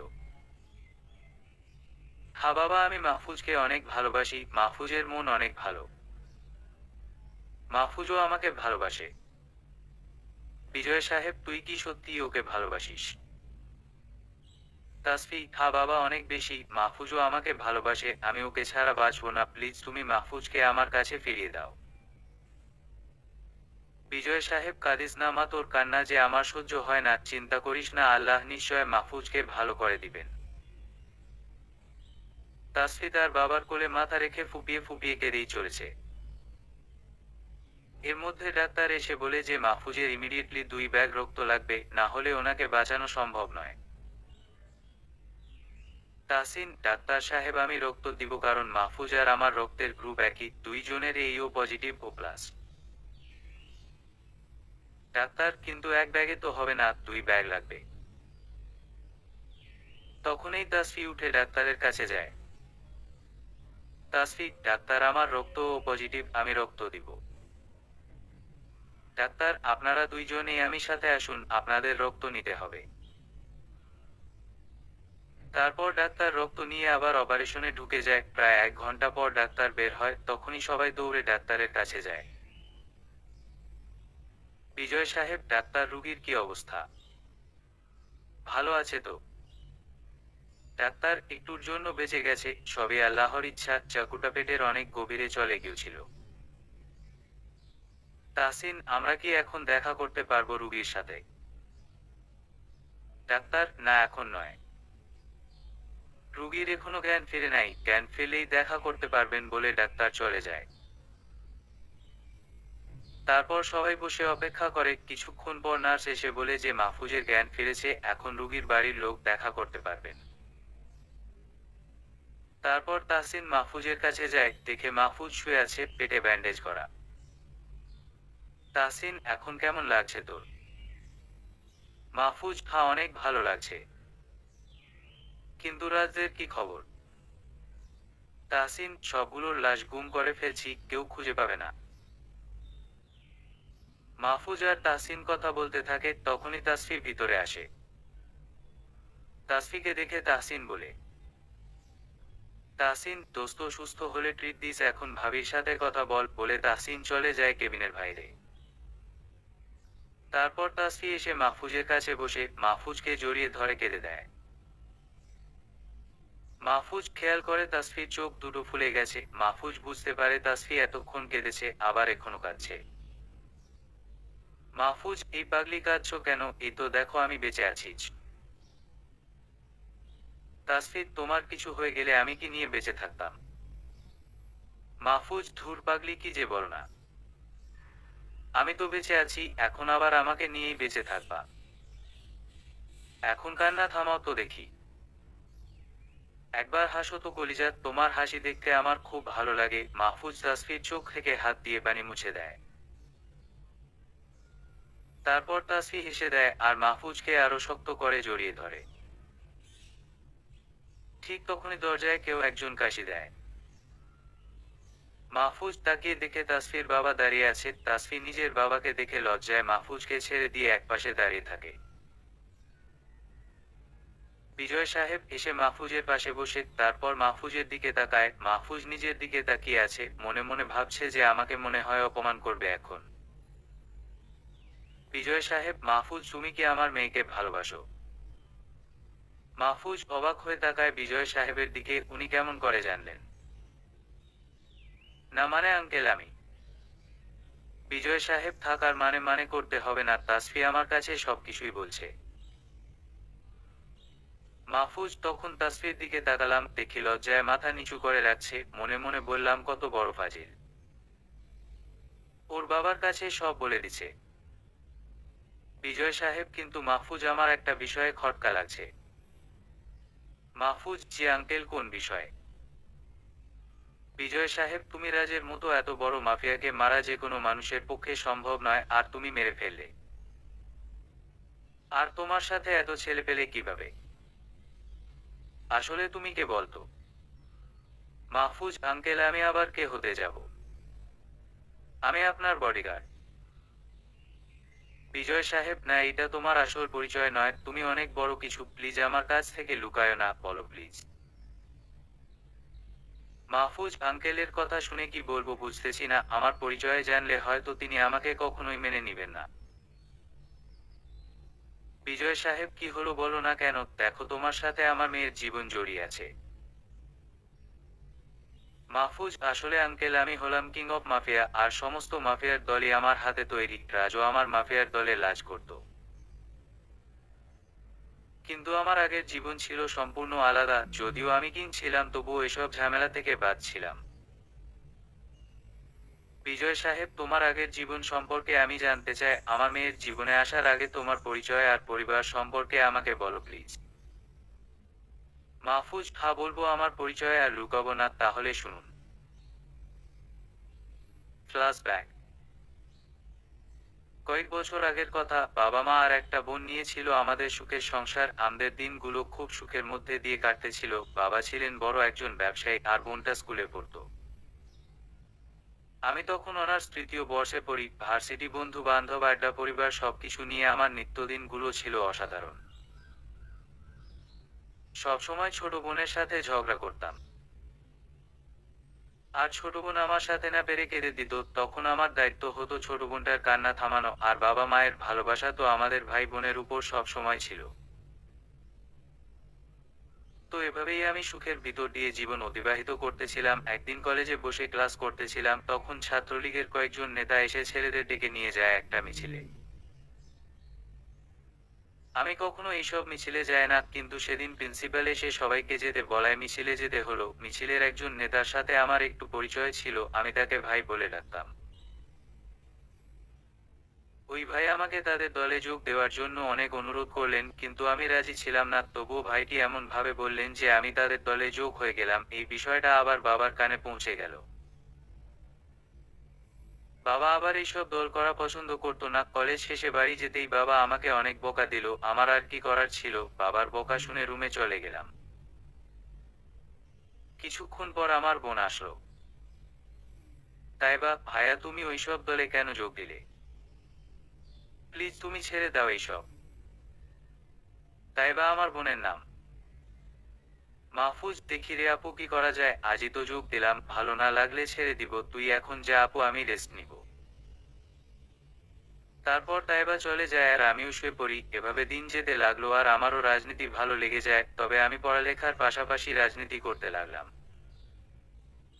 কিন্তু এই জন্য বাবা আমার প্রতি নারাজ ছিলেন, মাও আমাকে এসব ছেড়ে দিতে বলে, কিন্তু আমি ছাড়তে পারি নাই।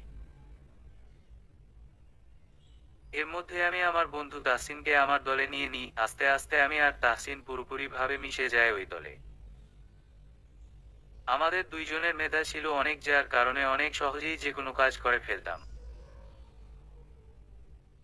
আমাদের এই যোগ্যতা দেখে ছাত্রলীগ নেতার মন গলে যায়, আমাদেরকে তার ডান আর ডাম হাত বানিয়ে নেয়, এভাবেই দুইজন উপরে উঠে থাকি। কিন্তু আমাদের গতি এর মধ্যেই সীমাবদ্ধ ছিল না, আমরা আরো কঠিন কাজগুলো করতে লাগলাম।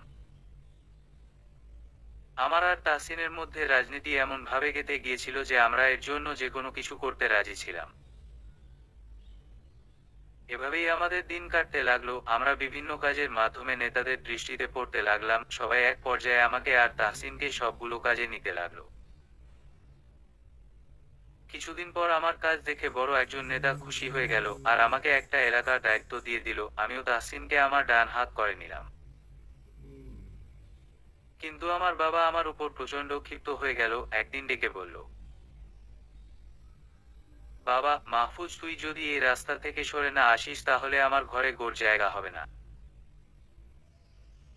মাহফুজ কিন্তু কে শোনে কার কথা, রাজনীতিতে ঢুকে আমি অমানুষ হয়ে গিয়েছিলাম। তাই বাবার মুখের পর বলে দিলাম যে তোমার ঘরে না থাকলে আমার কোনো সমস্যা নাই, বলে রুমে চলে গেলাম। পরদিন সকালে ঘুম থেকে উঠে শুনতে পেলাম যে আমাদের বিপক্ষ দলের নেতার ভাই আসিফ তাহসিনকে মেরেছে। এটা শুনে আমার মাথায় রাগ উঠে গেল। আমি আমার ছেলেদের ফোন করে বললাম যে যেখানেই আসিফকে দেখতে পারবি আমাকে জানাবি। তারপর ফ্রেশ হয়ে খেতে বসলাম, এর মধ্যে একজন ফোন করে বলল যে আসিফ চৌরাস্তার মোড়ে আছে। তখনই খাওয়া ছেড়ে উঠে চলে গেলাম। গিয়ে দেখি আসিফ দাঁড়িয়ে আছে, আমি তখনই গিয়ে আসিফকে মারতে শুরু করলাম। আমার এতটাই রাগ হয়েছিল যে মারতে মারতে আসিফকে আমি মেরেই ফেলেছিলাম। আর এই খবরটা চলে গেল আসিফের ভাইয়ের কাছে। তারপর আসিফের ভাই আমাকে মারার জন্য আমার বাড়ি যায়, কিন্তু আমাকে না পেয়ে পুরো বাড়ি ভেঙে তছনছ করে দিয়ে আসে। বিকালে আমি বাড়িতে গেলে আমার মাথা তো ঘুরে যায় বাড়ির ওই অবস্থা দেখে। তখনই বাবা আমার সামনে আসে। মাহফুজ, বাবা, একবার আমাকে বলো এই অবস্থা কে করছে? তাকে বমি জীবিত রাখবো না বলতেই বাবা আমার দুই গালে কষে থাপ্পড় মারে। বাবা, তুই আমার ছেলে হতে পারিস না, তোর মতো একটা কুলাঙ্গার ছেলেকে আমি মানুষ করতেছি এতদিন ধরে। একজন খুনি কখনো আমার ছেলে হতে পারে না, আজ থেকে তোকে আমি ত্যায্য পুত্র ঘোষণা করলাম, তুই এক্ষুনি আমার বাড়ি থেকে চলে যাবি। মাহফুজ, তখন বাবার কথাগুলো যেন আমার কলিজা ছিঁড়ে দিয়েছিল, ঠিকই তো, আমি একজন খুনি। তারপর কাঁদতে কাঁদতে বাড়ি থেকে বের হয়ে আসলাম, রাস্তায় একটা চায়ের দোকানে গেলাম, গিয়ে দেখি তাহসিনও আমার মতো চায়ের দোকানে বসে আছে। মাহফুজ, কিরে তাহসিন, এভাবে বাংলা পাঁচের মতো মুখ করে বসে আছিস কেন? তাহসিন, দোস্ত রে, এসব ঝামেলায় জড়িয়েছি বলে আমাকে বাড়ি থেকে বাবা অনেক অপমান করে বের করে দিয়েছে। তাহসিনের কথায় তখন মৃদু হাসলাম, যে ওরার আমার অবস্থা একই রকম। তারপর দোকান থেকে বের হয়ে আমাদের নেতার কাছে গেলাম, যার আন্ডারে আমরা কাজ করতাম। কিন্তু সেই নেতা আমাদেরকে খুনির অপবাদ দিয়ে তাড়িয়ে দিল, সেখানেও আমাদের জায়গা হলো না। একবার মনে করলাম বাড়িতে ফিরে যায়, কিন্তু তখন মনে পড়লো যে বাবা তো আমাকে বাড়ি থেকে বের করে দিয়েছে, তারপর কি আর করার, আমার আর তাহসিনের কোনে জায়গাতেই আশ্রয় জুটল না। তখন উপলব্ধি করতে পারলাম যে পরিবারের ভূমিকা কতটুকু। এই নেতারা শুধু তাদের স্বার্থের জন্য আমাদেরকে গরুর মতো খাটায়। তখনই আমি প্রতিজ্ঞা করলাম যেভাবেই হোক আমি মাফিয়াদের কিং হব, নিজেই নিজের মাফিয়ার দল তৈরি করব। আর যারা আমার সাথে প্রতারণা করছে বা করবে, একটাকেও জীবিত রাখবো না। এখানে একটা কথা বলে রাখি যে আমি কোনো দলের বিরুদ্ধে বলছি না, এখানে শুধু আমার মন গড়া কথা ছাড়া কিছুই নাই। তখন আমি আর তাহসিন রাস্তায় রাস্তায় ঘুরতে লাগলাম, অনেক অসহায় হয়ে পড়লাম আমরা দুজন। প্রত্যেক দিন নিজেদের খাবার জুটাতেই কষ্ট হয়ে যায়, বেঁচে থেকেও মারা যেতে লাগলাম দুজনে। কিন্তু এভাবে আর কতদিন চলবো?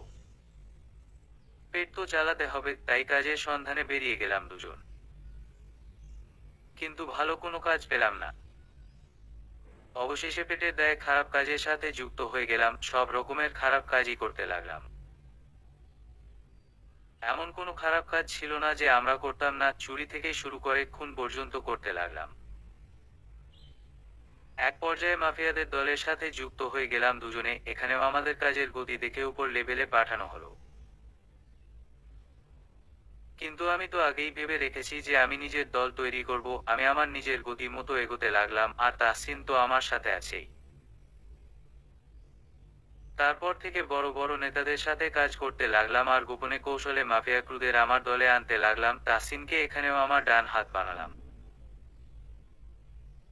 কিছুদিন পর আমার বিশাল একটা দল হয়ে গেল, আমি যেই মাফিয়ার দলে কাজ করতাম তার সমস্ত ক্রুকে আমার দলে নিয়ে আসলাম। তখন ওরা শুধু উপরেই মাফিয়ার দলে কাজ করতে লাগলো, কিন্তু ভিতরে আমার আন্ডারে কাজ করতে শুরু করলো। এভাবেই প্রচুর বুদ্ধির সাথে কাজ করে আমি আন্ডারগ্রাউন্ডের মাফিয়া কিং হয়ে উঠলাম, কিন্তু কিভাবে যেন বড় বড় মাফিয়ার আন্ডারগ্রাউন্ডের লিডার আমার বিষয়টা জেনে গেল। আমাকে দেখে বড় মাফিয়ার দলগুলো পাঙ্গা নিতে আসলো, কিন্তু আমার দলের সাথে পারলো না। তারপর সব কয়টা মাফিয়া ক্রুকে বন্দি করে আমার দলে নিয়ে আসলাম, আস্তে আস্তে দেশের সব মাফিয়াকে নিজের আয়ত্তে আনলাম। তারপর হয়ে গেলাম কিং অফ মাফিয়া। নিজেকে আত্মগোপন করে মাফিয়া টিম পরিচালনা করতে লাগলাম। তারপর পরিচয় হলো সিফাত ভাইয়ের সাথে। সিফাত ভাই ছিল অনেক বড় একজন মাফিয়ার নেতা। এভাবেই দিন যেতে লাগলো। কিন্তু একদিন বাবা মা আর বোনটার কথা খুব মনে পড়ে গেল। নীরবে কাঁদলাম তাদের জন্য, কিন্তু পরক্ষণেই মনে পড়ে গেল অতীতের সেই কথা, যাদের জন্য পরিবার থেকে আলাদা হতে হয়ে গেছি তাদেরকে আমি ছাড়ব না। তারপর আমার ছেলেদের পাঠিয়ে আসিফের বড় ভাইকে আমার কাছে নিয়ে আসলাম। আমাকে দেখেই চিনে ফেললো, তারপর ওইটাকে কতল করলাম। তারপর যে নেতা আমাদের খুনি অপবাদ দিয়েছিল তাকেও কতল করলাম। এভাবেই শান্ত হলাম ওদেরকে মেরে। কিন্তু আমি এভাবে মাফিয়া হয়ে থাকতে ভালো লাগতেছিল না, নিজের একটা আলাদা পরিচয় বানানোর জন্য আপনার কোম্পানিতে চাকরি নিলাম। আর এখন আপনার বডিগার্ড হয়ে আপনার সামনে শুয়ে আছি বলে আমার অতীত শেষ করলাম। তাকিয়ে দেখে আঙ্কেল আর তাসফি দুজনেই কাঁদছে। বিজয় সাহেব, মাহফুজ আজই তোমার পরিবারকে এখানে আনবে, আমি আগামী সপ্তাহেই তোমার আর আমার মেয়ের বিয়ে দিব। মাহফুজ, জি আঙ্কেল। পরের দিন সকালে তাসিনকে পাঠালাম আমার আর ওর পরিবারকে নিয়ে আসতে, বিকালেই তসহিন নিয়ে চলে আসলো সবাইকে। আমার বাবা সবকিছু শুনে আমাকে বুকে জড়িয়ে নিলেন, তাসিনও ওর পরিবারের সাথে এক হয়ে গেল। আগামী সপ্তাহে আমার আর তাসফির বিয়ে। দেখতে দেখতে বিয়ের দিন চলে আসলো, খুব জাঁকজমক ভাবে আমাদের বিয়েটা হয়ে গেল, সবকিছু আবার আগের মতোই হয়ে গেল। আমার বোনটাও নিজের ভাবিকে পেয়ে খুব খুশি হলো। আর এভাবেই সমাপ্ত হলো আরেকটি জীবনের কাহিনী। সমাপ্ত।